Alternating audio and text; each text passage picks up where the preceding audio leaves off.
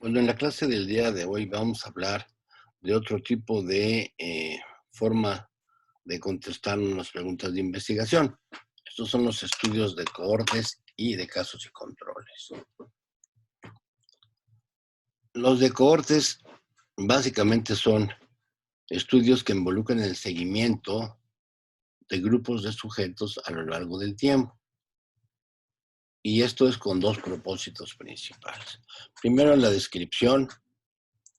Esto es describir la incidencia de ciertos eventos a lo largo del tiempo y cómo esto puede impactar o no en la salud o enfermedad de un grupo de personas. Y los estudios analíticos. Esto es analizar la asociación probable entre ciertos riesgos o factores de riesgos que se vinculan con una enfermedad o una condición médica. Hay dos variedades posibles de los estudios de cohortes: los prospectivos, que son los más frecuentes y son los más caros, en donde el investigador define la muestra y las medidas de variables de predicción que pueden estar vinculadas al proceso final, pudiendo ser una enfermedad, ¿sí? Estos son estudios en los cuales inclusive se puede partir de una condición de salud, ¿verdad? Y se asignan los cohortes serían aquellos que van a estar expuestos a alguna probable exposición que se supone sea dañina, y otros que no van a estar expuestos y se aparean habitualmente por el mismo género y por edades cercanas, ¿sí? También están los estudios retrospectivos, en donde el investigador define las muestras y aquí ya existe la condición de estar enfermos, ¿verdad? Y mediante estudios retrospectivos con expedientes se puede ver la diferencia, de lo que ocurrió para que un grupo de estos sujetos estuviera enfermo y el otro no. En los cohortes prospectivos, este es un nivel de investigación clínica que significa un grupo de personas que se siguen a lo largo del tiempo. Aquí es un problema bien importante, el factor tiempo. En las cohortes prospectivas, el investigador elige o define la muestra de sujetos que no tienen la variedad de interés tal cual, ¿sí? Por ejemplo, podrían ser sujetos que viven en determinada ciudad, a determinada altura del nivel del mar, versus sujetos que viven en otra ciudad que no tienen esas condiciones de altura a nivel del mar, y estudiar, por ejemplo, algunos mecanismos de eritropoyesis, ¿sí? Esto, por supuesto, se ha hecho. Se sabe que la gente que vivimos en altitudes elevadas del mar tenemos mayor producción de glóbulos rojos, ¿verdad? Por un mecanismo de compensación ante la falta relativa de oxígeno. La enfermedad cardiovascular, ¿verdad? También podemos partir de una enfermedad y se siguen a los sujetos por un periodo de tiempo y se aplican ciertos exámenes de interés, tanto a sujetos sometidos a alguna maniobra, que puede ser psicoeducación, que puede ser la alimentación, que pueden ser medicamentos, ¿verdad? Y cómo esto influye, ¿verdad?, en la condición final, por ejemplo, a 2 años o 3 años, con este tipo de modificaciones. Los estudios de cortes por temas, bueno, podemos estudiar varios temas, por ejemplo, hábitos de ejercicio, el tipo de dieta, si tienen factores de riesgo a nivel de sus lípidos o del tipo de presión arterial que manejan. El seguimiento de las cohortes se hace por un periodo de tiempo que permite al investigador el describir las incidencias de las variables. Y finalmente la enfermedad final, como por ejemplo un infarto al miocardio por enfermedad de las coronarias. Si el propósito de este estudio es simplemente describir las incidencias de ciertos eventos, en un grupo, esto puede ser ya en sí mismo suficiente, ¿sí? Esta es la base de este tipo de estudios. Ver la asociación causal entre un factor al cual está presente un grupo y que no está presente el otro grupo. Sin embargo, la mayoría de los estudios de cohortes se hacen con la finalidad de evaluar la incidencia y la certeza de ciertas condiciones, por ejemplo, el infarto al miocardio, y las personas que tienen diferentes grados de factores tales como vida sedentaria, en contra de la vida activa, tener ejercicios, etcétera, el hábito tabáquico, el uso de estimulantes, en contra de la condición opuesta. Los estudios de cohortes en niños con TDA con o sin metilfenidato. Entonces aquí, ¿verdad? Podríamos tener estos dos grupos con o sin metilfenidato. Y la otra parte es a quién le vamos a preguntar o cómo vamos a evaluar el beneficio de esta estrategia. Bueno, una de ellas es la opinión de profesores, el aprovechamiento que tengan los alumnos, es decir, si va a aprobar o no a fin de año, el número de objetos extraviados, cuántas veces estos niños, ¿verdad?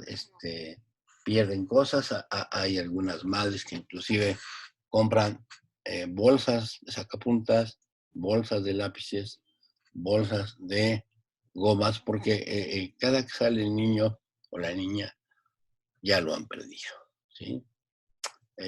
Marginación de actividades del grupo. ¿Por qué los marginan? Porque no siguen las reglas, ellos van a lo suyo. La frecuencia de fracturas, de lesiones por conductas intrépidas y pueden incluso llegar a tener conductas desafiantes en la escuela y en el hogar. O sea, también esta parte es importante. ¿Dónde vamos a realizar las medidas? ¿Dónde vamos a evaluar la condición de la cual queremos conocer? En el tipo de los cohortes retrospectivos, los sujetos se estudian después de haberse producido ya la enfermedad, ¿sí? Utilizando para ello bases de datos que tengan registradas informaciones históricas de la enfermedad y confiables, y de los factores de riesgo que hayan podido provocar dicha enfermedad. Los estudios de seguimiento clásico son los estudios prospectivos, y los cohortes prospectivos son los clásicos, que están caracterizados por el hecho de que el planteamiento del estudio se produce con anterioridad al desarrollo de la enfermedad. Se trata de estudios muy costosos porque requieren grandes recursos económicos y de tiempo, ¿sí? Pero son estudios de gran solidez.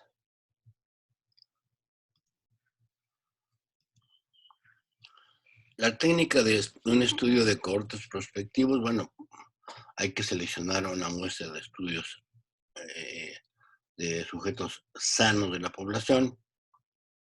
A uno se les va a someter a las condiciones o va a uno estar pendiente de las condiciones que se prediga que puedan ser causantes de la enfermedad. Se van a medir las variables de exposición en la muestra y si el factor de riesgo está ausente o presente. Y luego la parte importante, que es la parte temporal, el seguimiento de la cohorte, ¿sí? Hay que medir las variables de resultados, es decir, la presencia o ausencia de las enfermedades que deben de estar con criterios operativos habitualmente internacionales. Las ventajas de los estudios de cohortes. Bueno, se estudian factores de exposición extraños, se visualizan múltiples efectos que pueden tener esta exposición, se observan simultáneamente los efectos de varias exposiciones, siempre y cuando esta posibilidad sea planteada desde el principio del estudio. Se posibilita la muestra de las secuencias temporal entre exposición y desenlace y permite la estimación de incidencia y riesgo relativo. ¿Qué más ventajas tenemos en el estudio de cohortes? Establecer claramente la secuencia de sucesos de interés, como la exposición que lleva a una enfermedad. Evitar el sesgo de supervivencia, tener mejor control sobre la selección de sujetos, tener mayor control de las medidas y se caracteriza por tener movimiento. Me refiero en el espacio y a veces en las localidades hay que estarse moviendo. Estudios sobre, por ejemplo, este es un estudio muy interesante que se hizo de varios años, de cohortes, sobre las ventajas suplementarias de alimentación en abuelas y el seguimiento que se hizo a 3 años, a 3 generaciones. Se llama el estudio Cebu Study, se hizo en Filipinas, y lo que motivó este estudio fue el observar cómo en Europa, en los siglos XVIII y XIX y XX, había una variación entre el precio del trigo, o sea, la cosecha que se daba entonces, que estaba influenciada por factores climáticos, etcétera. Y claro, los picos de estas cosechas que vamos a ver, entre más caro es el trigo, pues es que hay menos, porque esto sigue la ley de la oferta y la demanda. Y cuando hay menos trigo y es más caro, existen mayores problemas de alimentación en la población. ¿Sí? Este estudio tuvo como finalidad evaluar factores epigenéticos. ¿Sí? Como vamos a ver más adelante, los factores genéticos, ¿sí? La evolución, los cambios heredados que tenemos de una generación a otra, ocurren en el rango de aproximadamente 10.000 años. O sea, nuestra forma de ser, de pensar, etcétera, no difiere mucho de los romanos, de los griegos, etcétera, de la gente que vivió hace 10.000 años. Pero hay una serie de cambios de muy corta tiempo, y esos ahora en la actualidad sabemos que son adaptaciones de corto, que se manifiestan en el rango de décadas. Todavía hay cierta discusión si estos cambios son heredados o no son heredados, pero esta era una observación que muy frecuentemente hacían las abuelas, ¿no? De que veían que sus nietos cada vez estaban más altos, cada vez tenían más fortaleza, y esto se debía a factores que tenían que ver con la crianza de ellas mismas, a su vez de las madres de estos nietos y finalmente de los nietos. Y esto, pero para esto había que comprobarlo.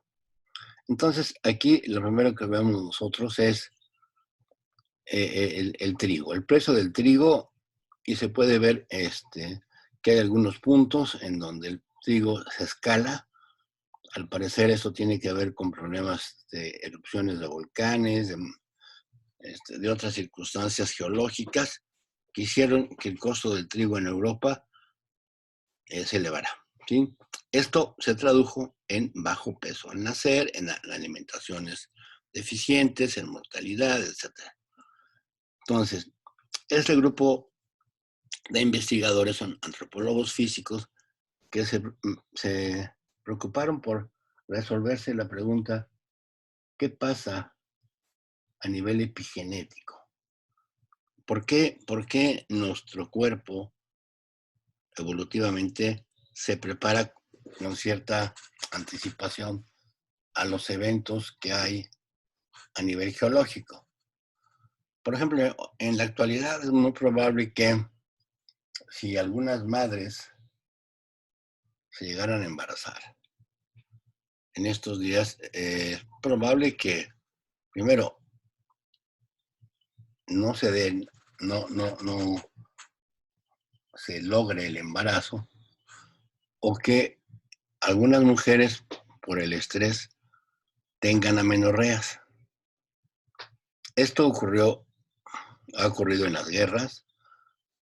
Se explicó entonces por problemas de nutrición, pero Pero ahora sabemos que el sistema neuroendocrino detecta este tipo de situaciones de amenaza a nivel poblacional y restringe el nacimiento de niños porque tienen poca viabilidad, ¿sí?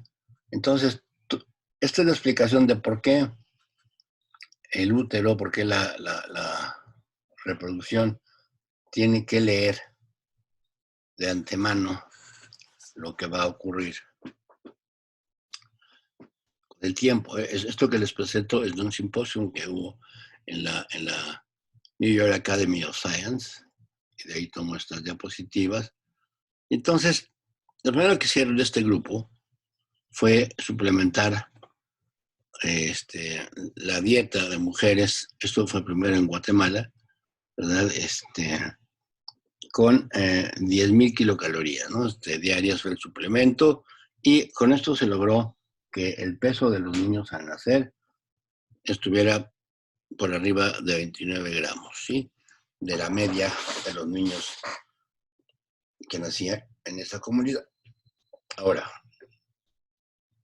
esto les llamó la atención porque hay varios factores que impactan sobre el peso del nacimiento de los niños. ¿Cuáles son los factores que impactan a la nutrición fetal? Bueno, la dieta durante el embarazo, el peso, la ganancia de peso durante el embarazo, la nutrición en la época previa o cercana a la concepción, y el peso después de la gestación, ¿sí? Entonces, como pueden ver, cada una de estas variables tiene una demarcación en tiempo.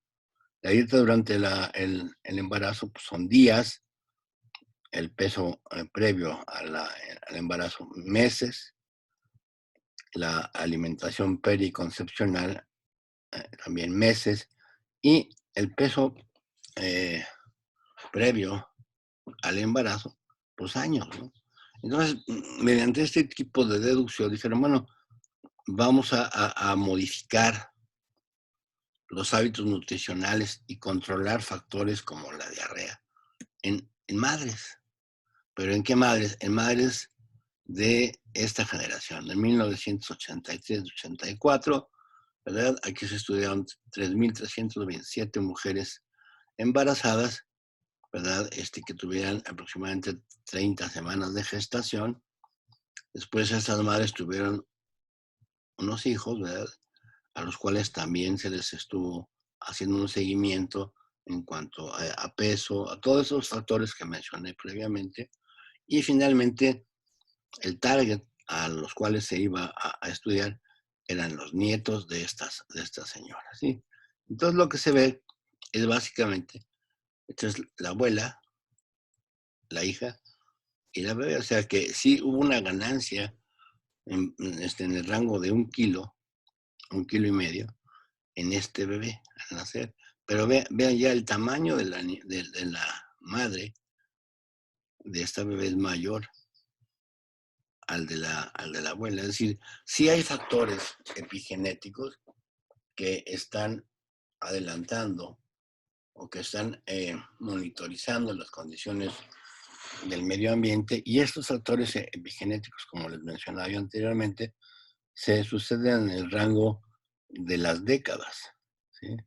Si esto se va a heredar o no, esto todavía no lo sabemos porque no hay suficientes estudios todavía de seguimiento.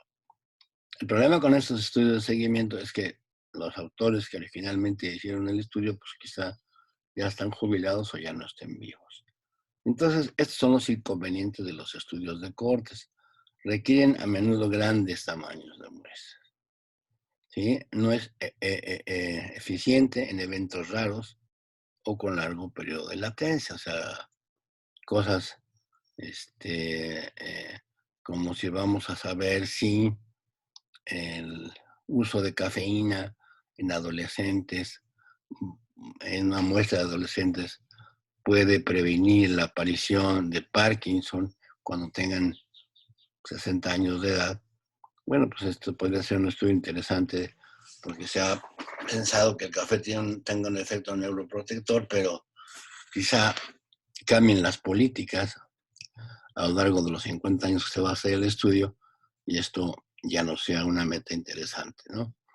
Su ejecución puede requerir de tiempo y dinero, no son útiles para enfermedades raras, y son estudios caros por la cantidad de personas y el tiempo de seguimiento necesarios, así como de los esfuerzos. O sea, para el estudio que vieron de Seúl, pues se tuvo que contar con una gran cantidad de gente,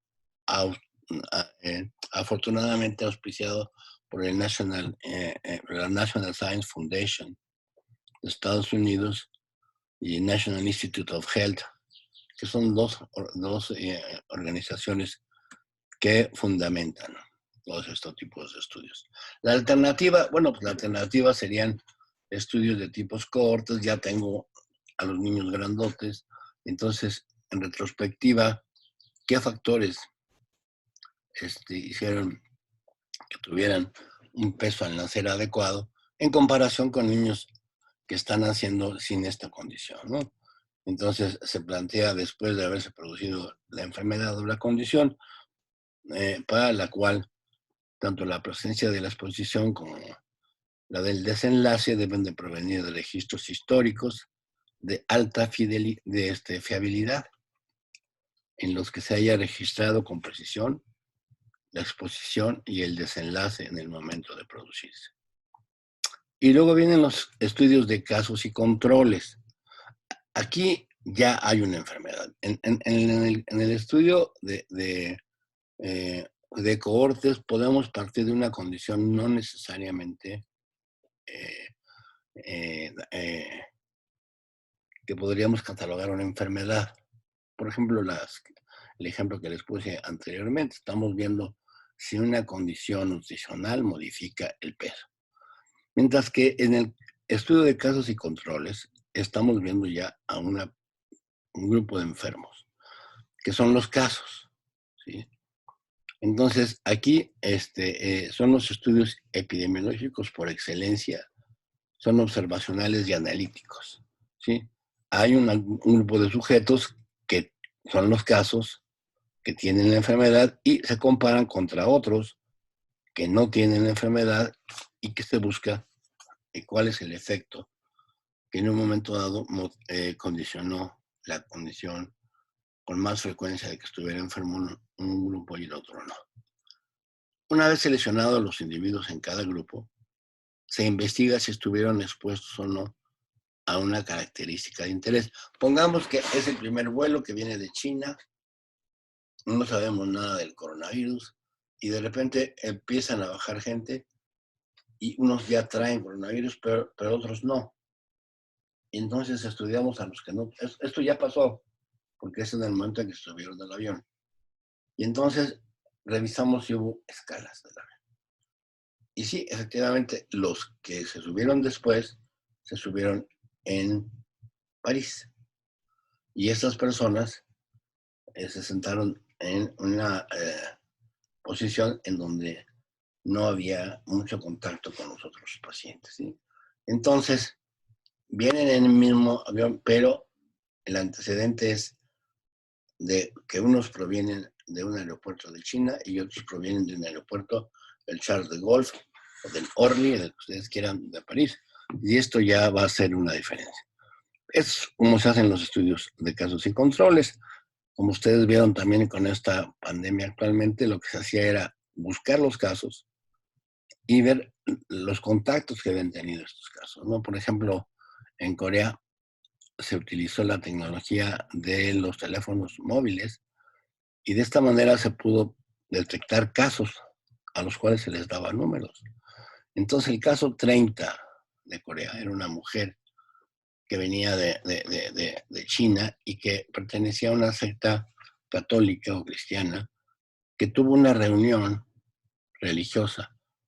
Habiendo llegado de China todavía no se emitían estas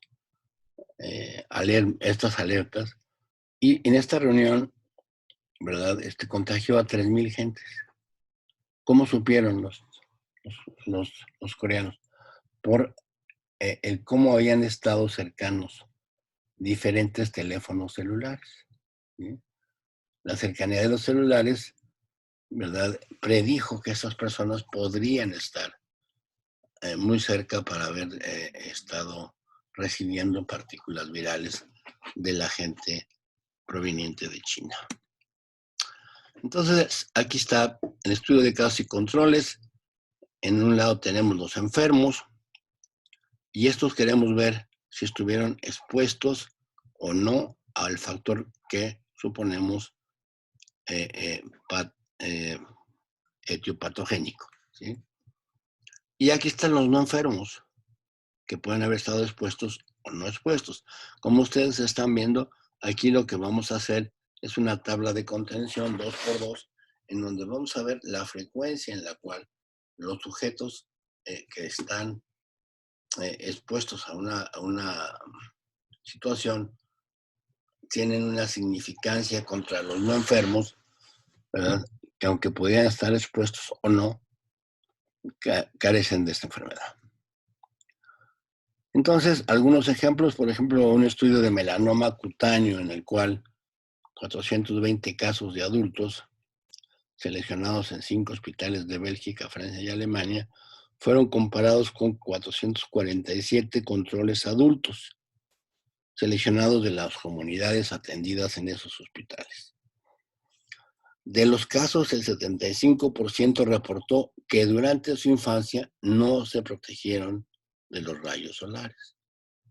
Entre los controles fue el 69% que no se protegió.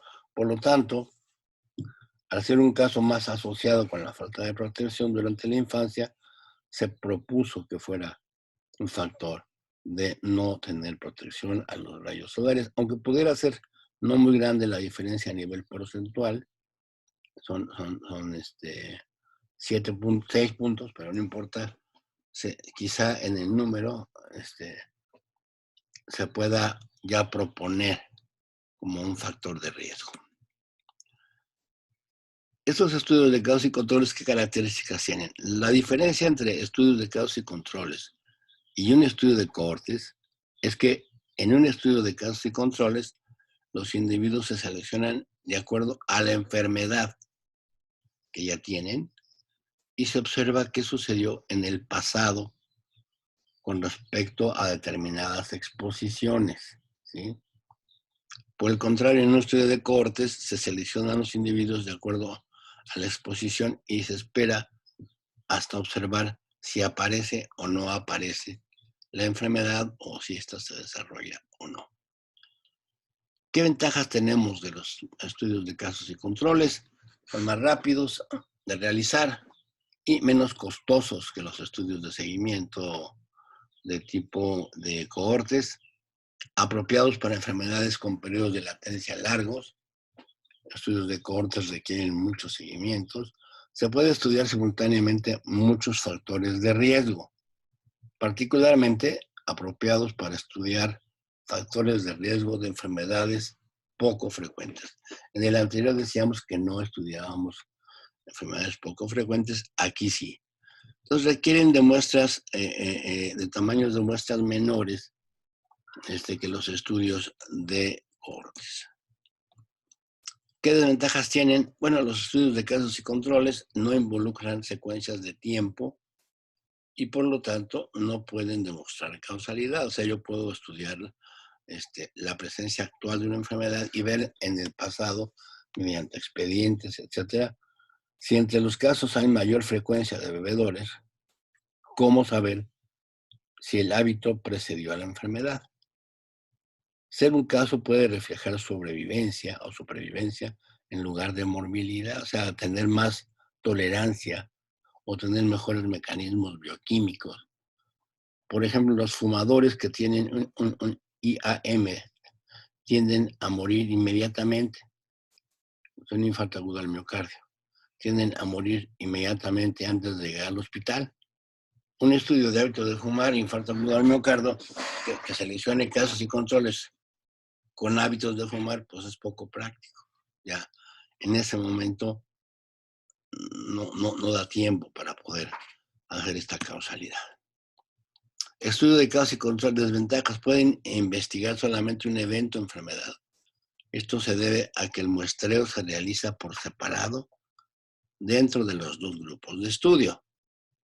No proveen estimaciones válidas del riesgo dentro de cada grupo de exposición y solo prevén estimaciones de la asociación entre la exposición y la enfermedad. Son más propensos a problemas de sesgo.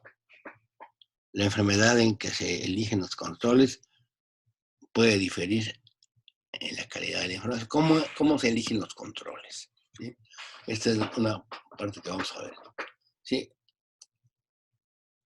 ¿Pero por qué se usan? Bueno, se usan por las desventajas anteriores situadas en otros estudios de rasgos de casos y controles, por debajo de los estudios de cohortes en los aspectos de validez. O sea, están los cohortes y luego están los estudios de casos y controles.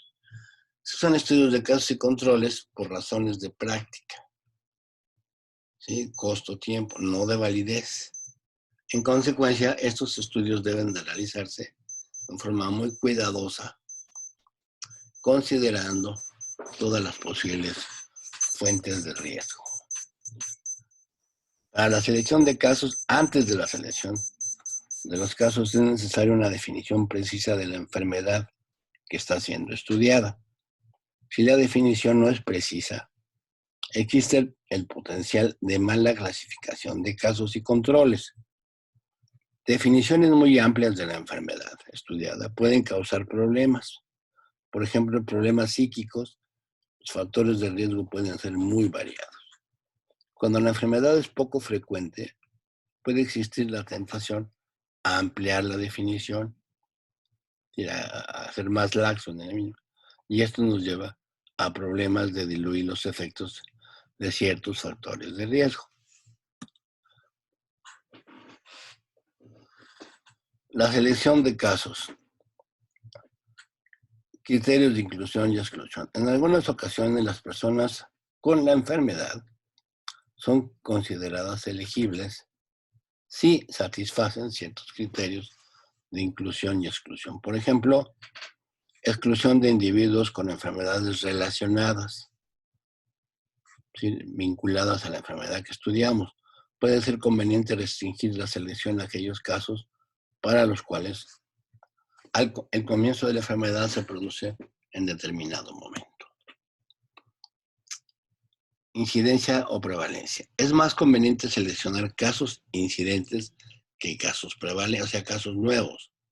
Los casos prevalentes inducen mucha ambigüedad al momento de evaluar la relación temporal entre exposición y enfermedad. Por ejemplo, el consumo de alcohol puede estar asociado con la ausencia de angina, debido a que se recomienda a los pacientes con angina dejar de beber. La gran ventaja de los casos prevalentes es su disponibilidad, útiles en el caso de enfermedades raras, crónicas, pero no fatales. Las fuentes. Generalmente los casos se seleccionan a partir de los sistemas de información médicos. La fuente más común son registros de admisión de un hospital. Otras fuentes son registros de otros departamentos clínicos, registros de laboratorios, registros de enfermedades como cáncer. En algunos casos se utilizan varias fuentes de información. El sesgo. La selección de casos será sesgada si el chance de tener el factor de riesgo es diferente entre los grupos de pacientes, de donde se seleccionen los casos y todos los pacientes que tienen la enfermedad. Podemos tener un sesgo de selección, ¿sí?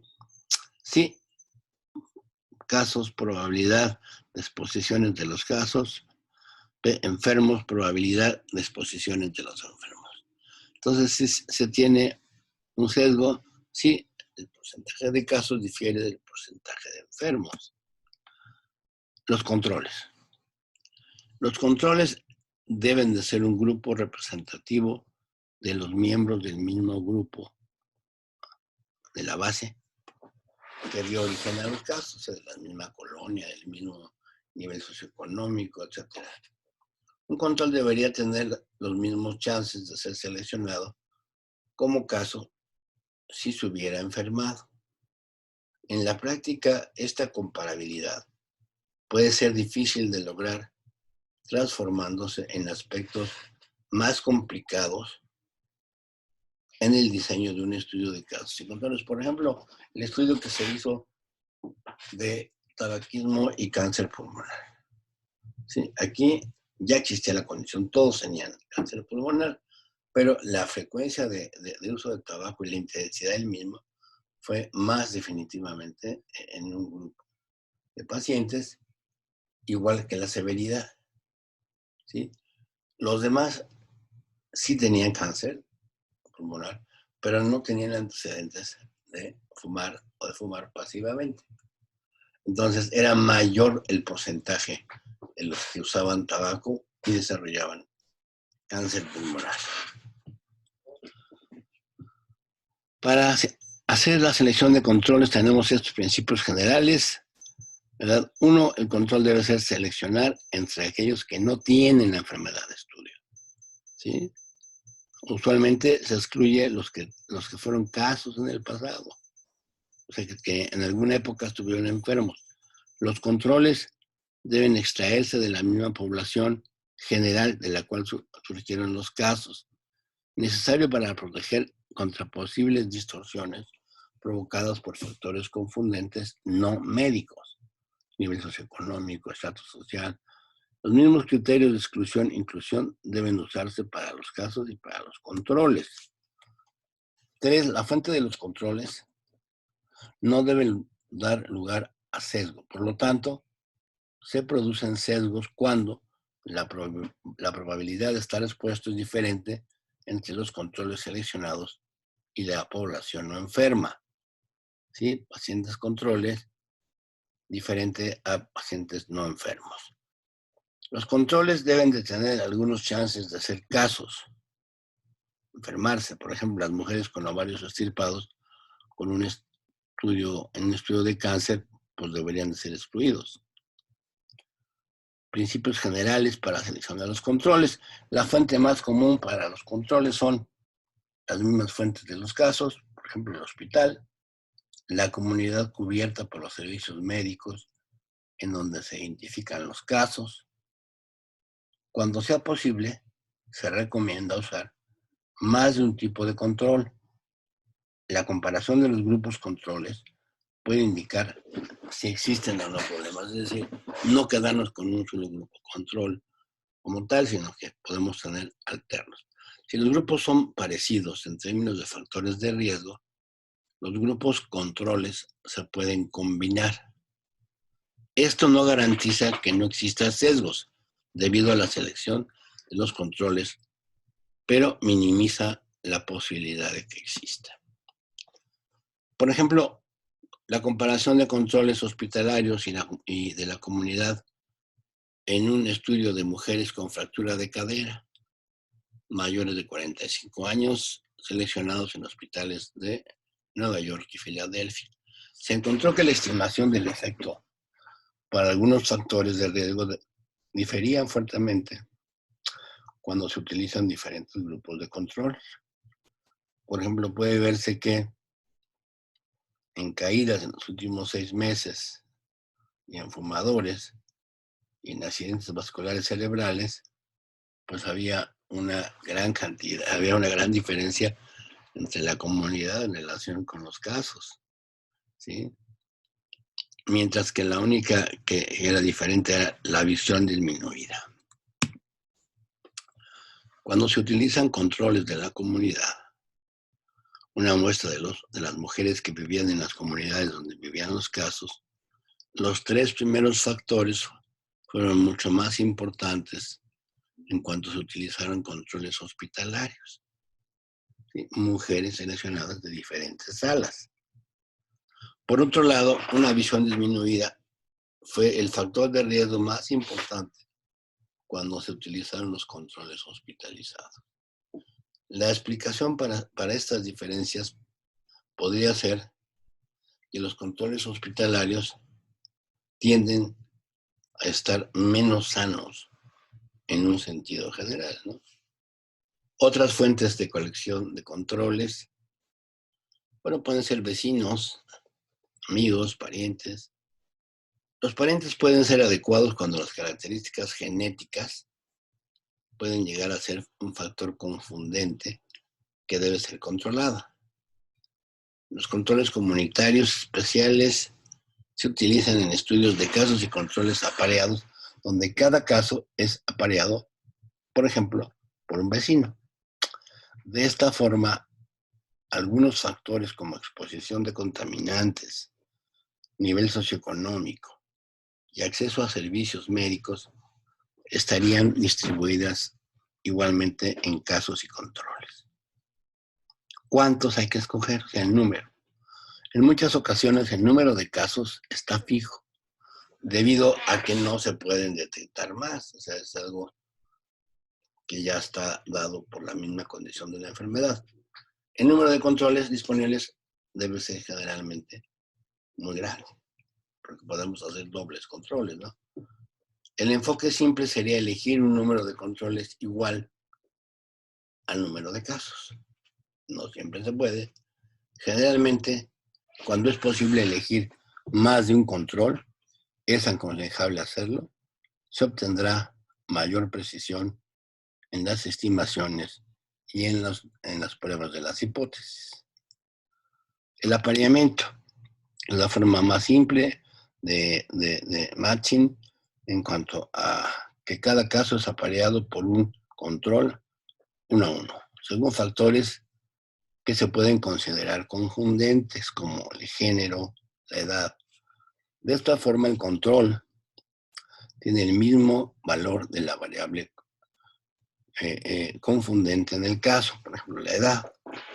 En este diseño, los casos y los controles están balanceados y, por lo tanto, cualquier diferencia entre ellos no puede deberse al factor confundente.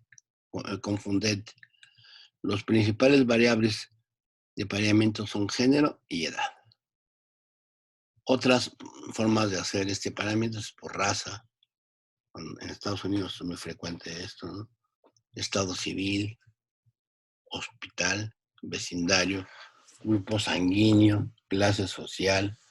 Las variables continuas se aparean dentro de un rango. Por ejemplo, edad puede ser apareada en estratos de 5 años de amplitud, etc.